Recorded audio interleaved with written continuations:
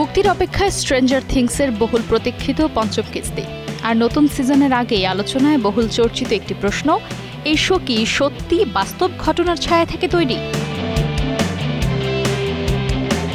বিভিন্ন আন্তর্জাতিক গণমাধ্যমের খবরে উঠে এসেছে আংশিকভাবে এই তথ্য নিশ্চিত।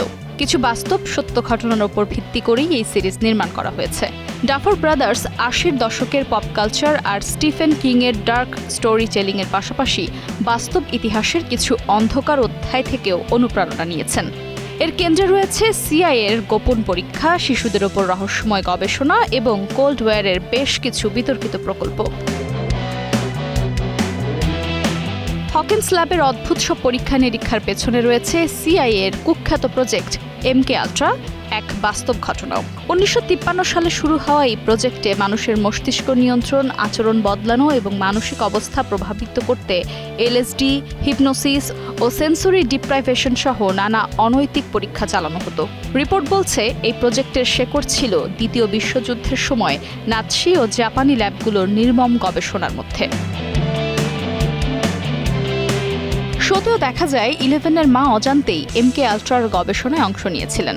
তার উপর চালানো সাইকেডেলিক ড্রাগ ও মানসিক পরীক্ষার মধ্য দিয়েই জন্ম হয় 11-এর, যা তার সাইকিক ক্ষমতার উৎসের ইঙ্গিত দেয়। ডাফার ব্রাদার্স আরেকটি আরবান লেজেন্ড দ্য মন্টক প্রজেক্ট থেকেও অনুপ্রাণিত হন, যেখানে অভিযোগ ছিল এতিম শিশুদের অপহরণ করে তাদের ওপর গোপন সামরিক ও মানসিক পরীক্ষা চালানোর। মজার ব্যাপার হলো, এই শোয়ের প্রাথমিক নামও ছিল মন্টক, পরে অবশ্য নাম বদলে রাখা হয় স্ট্রেঞ্জার থিংস।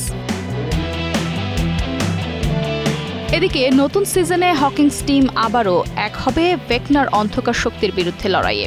সম্প্রতি এক ইন্টারভিউতে নোয়া স্ন্যাপ ভেকনা সম্পর্কিত এক বড় সড় ইঙ্গিত দিতে যাচ্ছিলেন, কিন্তু মিলি ববি ব্রাউন সাথে সাথেই তাকে থামিয়ে দিয়ে বলেন, স্টপ, আজ আর এই প্রশ্নে ঢোকা যাবে না।